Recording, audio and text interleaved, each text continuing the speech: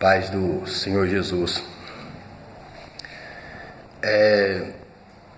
A gente tem vivido mais um momento, onde se manifesta o livro de Apocalipse, onde se revela a palavra de Deus. O Senhor Jesus falou que no princípio das dores haveria rumores de guerras, doenças, enfermidades e tantas outras coisas. Mas o Senhor Jesus, ele advertiu que ainda não era o fim. E ele também disse que era por seus discípulos não vos assustardes quando todas essas coisas se iniciassem, ficassem mais evidentes.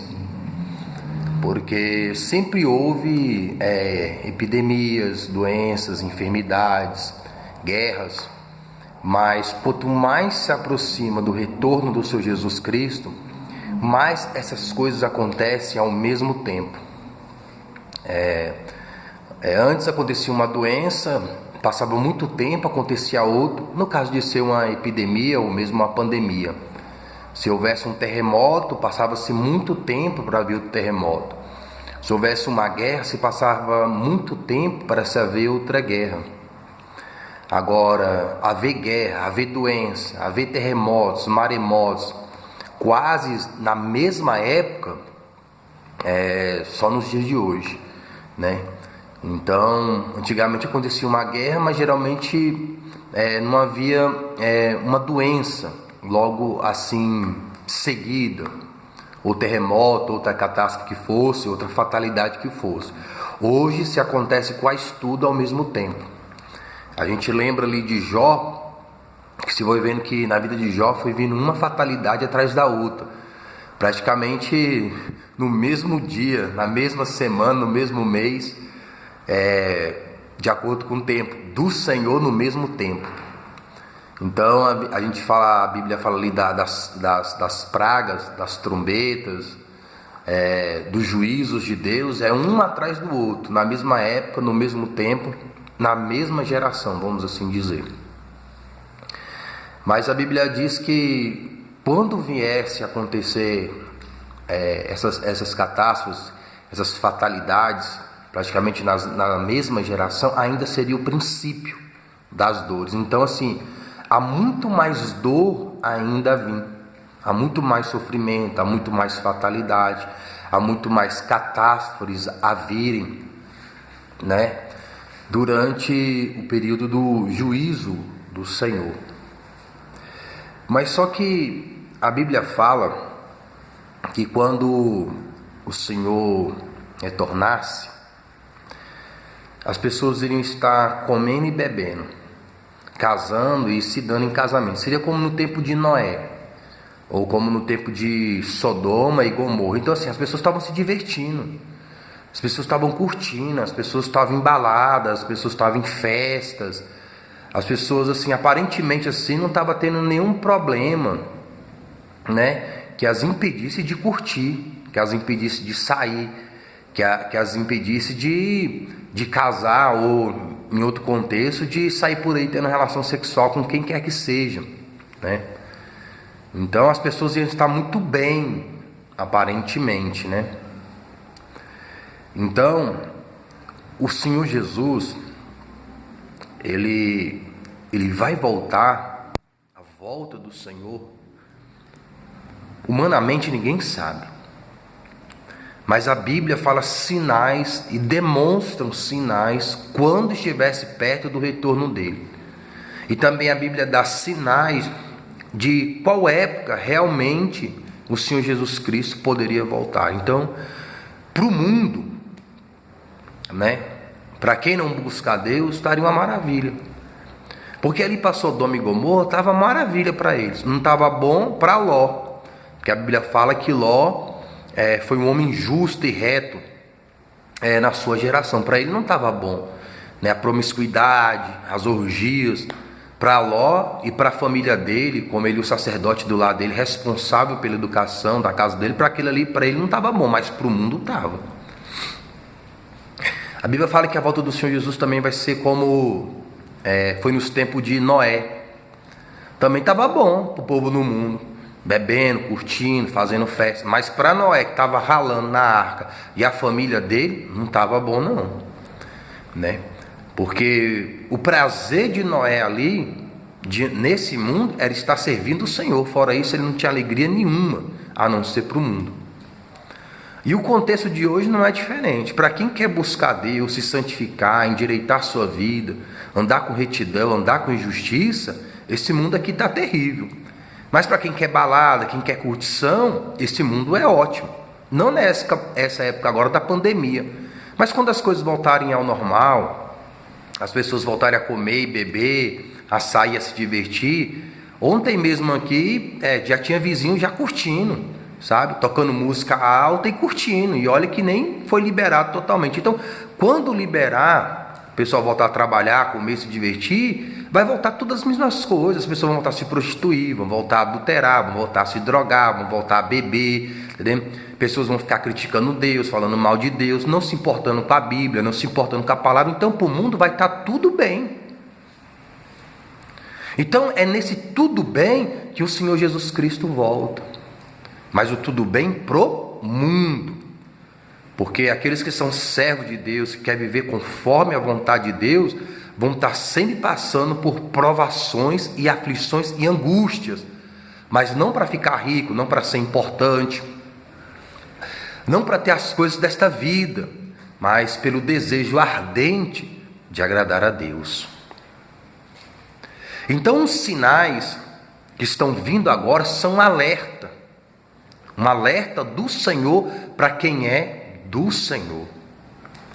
Há um juízo de Deus, pior do que coronavírus, HN1, gripe aviária, pior do que todas as pragas, peste negra, pior do que leucemia, lepra, câncer, AIDS. Há um juízo de Deus a ser derramado. Quando Deus levantou Faraó no Egito, e Deus enviou as pragas ao Egito, foi maravilhas para o povo de Deus. Enquanto para o Egito era praga, para o povo de Deus eram as maravilhas de Deus sendo derramadas. Aquele juízo de Deus foi para que o homem reconhecesse a soberania de Deus, tanto sobre o céu como sobre a terra. Os egípcios se firmavam muito na ciência, na capacidade humana. O povo de Deus se fiava no poder sobrenatural de Deus, crendo como Ele, o Criador da terra e céu. O homem natural, o homem sem Deus, sem a confiança em Deus, ele crê que a ciência surgiu dela própria, que a ciência é autossuficiente. O homem espiritual, voltado para Deus, ele crê que a própria ciência é uma criação de Deus. É Deus que cria a ciência. Tanto é que lá no livro de Isaías capítulo 11, do versículo 2, fala que o Espírito do Senhor é o Espírito de sabedoria e o Espírito de inteligência, ou ciência ou discernimento. É o Espírito de conselho e fortaleza, de conhecimento e temor de Deus. A Bíblia fala que diante do Senhor estão 7 espíritos, que são do Senhor: sabedoria, discernimento ou ciência, ou inteligência, conselho, fortaleza, conhecimento e temor de Deus. Eles estão diante de Deus, eles aprendem com Deus. Então a sabedoria aprende com Deus, a ciência, a inteligência, o discernimento aprende com Deus, o conselho aprende com Deus, o conhecimento, a fortaleza, o próprio temor aprende com Deus, que temor é se desviar do mal. Então, quando Deus derramou os juízos dele ali sobre a terra do Egito, não foi para o povo dele reconhecer que ele é Deus, pois o povo já reconhecia que só ele é Deus, só ele é Senhor dos senhores, Rei dos reis, Deus dos deuses. Ali era para Faraó e os egípcios reconhecer a soberania de Deus e ter uma oportunidade de arrependimento e de conversão dos seus pecados, abandonando a idolatria aos ídolos, e as riquezas e a ciência material do homem. Reconhecendo que a riqueza e a ciência vinham de Deus, mas um único Deus, não de vários deuses, de um único Deus. Como a salvação da alma não vem de vários mediadores, somente de um mediador, seu Filho, o Cristo, que veio, morreu, ao terceiro dia ressuscitou, voltou para o céu e voltará para buscar aqueles que acreditaram em sua mensagem. E acreditar na mensagem do Senhor é se arrepender dos pecados e se converter das iniquidades. E buscar a Deus em primeiro lugar, o seu reino e a sua justiça. Então, quando Deus derramou os juízos dele ali no Egito, foi para que Faraó, aquele governo, reconhecesse a soberania de Deus. A Bíblia fala que Faraó endurecia o seu coração, ou o próprio Deus endurecia o coração. Porque a santificação é um desejo de Deus, mas tem que ser um desejo nosso também. Porque da mesma maneira que Faraó endurecia, ou Deus endurecia, ele também se amolecia, ele se quebrantava. Porque quando vinham os juízos de Deus, ele mandava chamar Moisés, e ele pedia a Moisés: ora lá o seu Deus, eu pequei, Moisés, eu pequei contra Deus, pede para Deus tirar esse juízo. Aí Deus tirava o juízo, aí o coração dele se endurecia de novo. É como nesta época, vem o juízo de Deus, anunciando o retorno do seu Filho Jesus Cristo. Algumas pessoas pedem oração, pedem intercessão, até oram a Deus.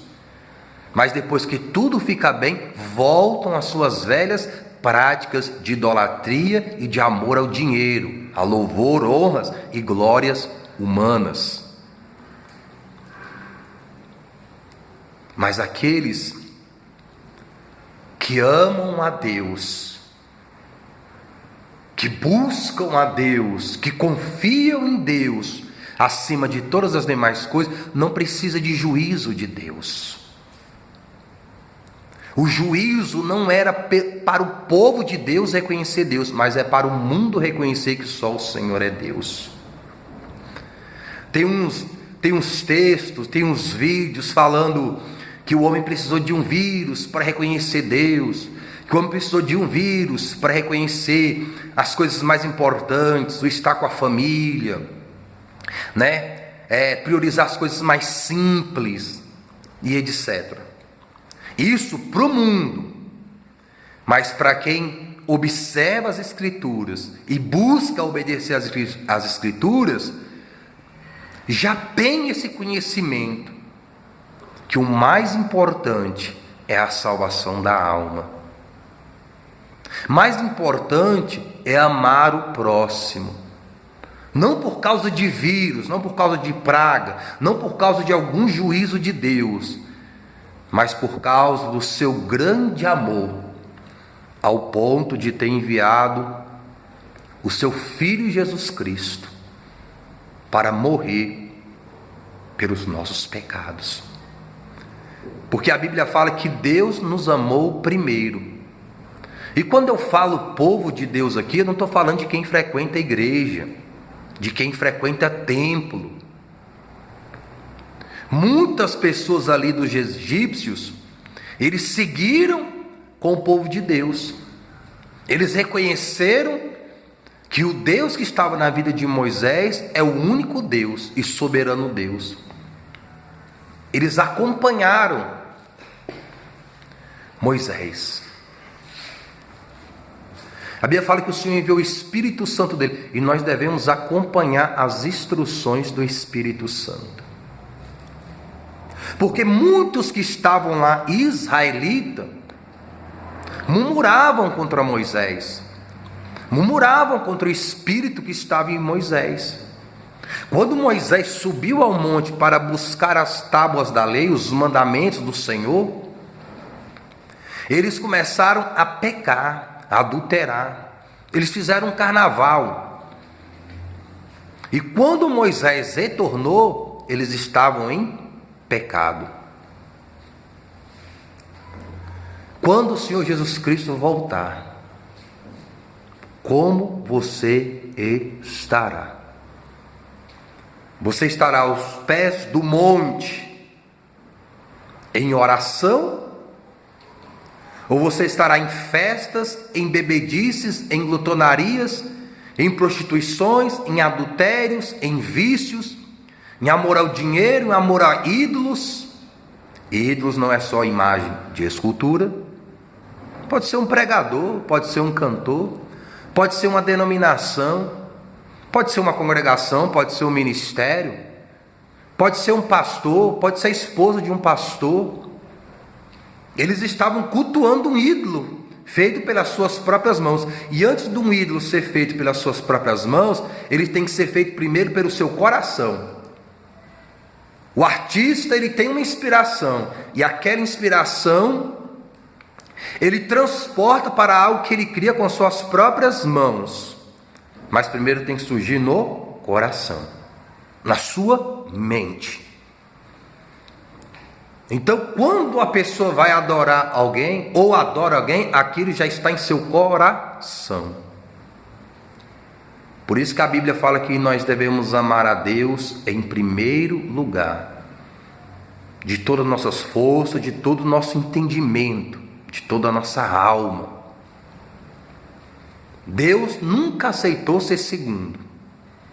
Se Deus não for o primeiro, Ele não é mais nada. Se Ele não for o único meio de salvação da alma, se Cristo não for o único meio de salvação da alma, Ele não é nada. Se você fala que Cristo é o seu Salvador, mas fala que Maria, São Agostinho, São Pedro, que a Assembleia de Deus, que Deus é amor, que Igreja Mundial, que Presbiteriana, que Batista também é seu intercessor, ele já não é mais o seu intercessor para a salvação.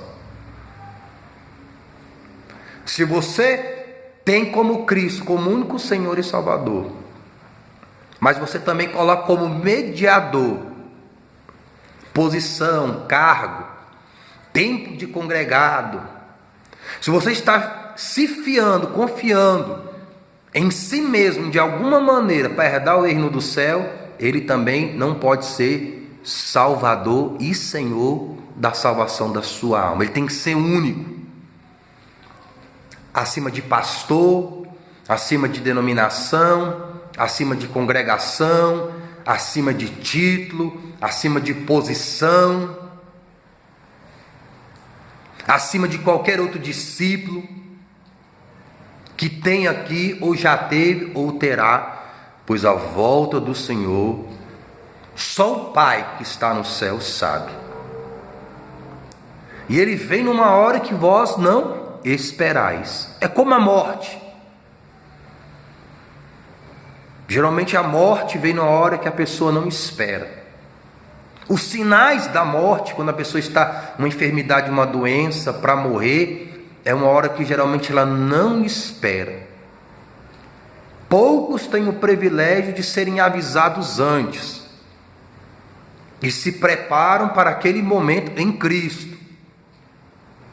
Mas Deus já está nos avisando antes, pela sua palavra, que haverá um dia de estarmos diante de Deus e nos apresentarmos diante dele, perdidos ou salvos, condenados ou justificados, para estar com ele para sempre ou separados para sempre. E essa decisão ela é feita agora, neste momento, porque o dia de amanhã não nos pertence. Muitos fizeram muitos projetos, organizaram festas, congressos, tanto em congregações em templos como fora deles, viagens de negócio, viagem de trabalho. Surgiu um vírus, parou, não se pôde fazer nada. Semelhante é quando chegar o dia da morte. Quando morrer e partir para a eternidade, não há como se fazer mais nada. Foi com Cristo ou foi sem Cristo? Com Cristo é ruas como que de ouro. Com Cristo é saúde, prosperidade, alegria eterna, junto ao Pai. Sem Cristo é choro, é ranger de dentes, é onde o bicho não morre, as chamas não se apagam, o sorriso nunca vem, a alegria nunca vem. As pessoas que estão no lago de fogo, que vão ser lançadas no lago de fogo, que o próprio inferno vai ser lançado no lago de fogo, com Satanás e seus demônios, e todos aqueles que não creram na mensagem de Cristo, nunca mais vão sorrir. Não pensa que lá no inferno tem festa, tem rave, tem carnaval, tem bebida, tem droga, tem curtição. Lá não tem não. Nem para o diabo, lá no lago de fogo, tem curtição. Porque no inferno, onde ele tem um domínio, ainda ele tem um certo prazer pelas almas que ele atormenta. Mas no lago de fogo ele vai estar tão atormentado que não vai ter tempo dele olhar para a vida de ninguém. No inferno ninguém fica olhando a vida de ninguém. Cada um fica gemendo na sua própria dor e na sua própria angústia e aflição eterna. Por outro lado, os que estão em Cristo, a Bíblia fala que o Senhor vai enxugar as suas lágrimas. E essas pessoas nunca mais vão chorar. E nunca mais vão sentir tristeza ou aflição. Pela alegria de estar com o Pai para sempre. Usufruindo tanto da sua presença, em sua essência, porque verá o Senhor como Ele é, na sua essência máxima e profunda, como desfrutando da nova Jerusalém e do novo céu e da nova terra que o Senhor vai preparar para quem confiar na sua palavra e perseverou até o fim. Lembre-se, as dificuldades, o juízo de Deus, as provações e até as tribulações que nós vivemos aqui, é um pequeno sinal da misericórdia de Deus. Porque por mais que alguém sofra e passe luta aqui, em algum momento ela vai sorrir. Em algum momento alguém vem com alguma solidariedade.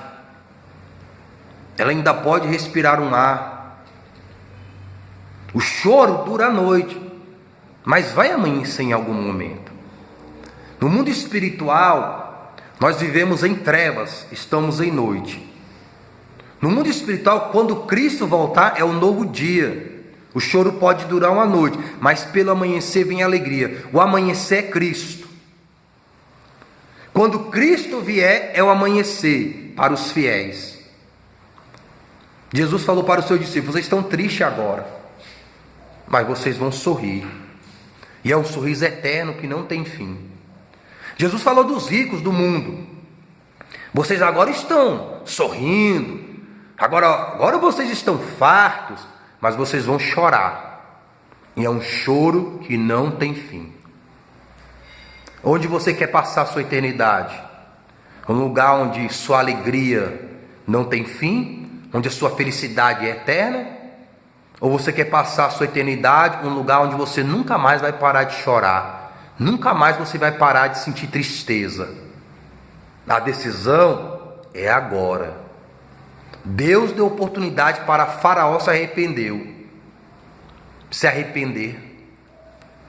E ele até se arrependeu, mas não permaneceu arrependido. Quando Deus tirava o juízo, ele voltava a pecar. Mas Moisés não. Moisés estava firme no Senhor, com juízo ou sem juízo. Ele estava na obediência do Senhor. A paz do Senhor Jesus e boa meditação das coisas do alto.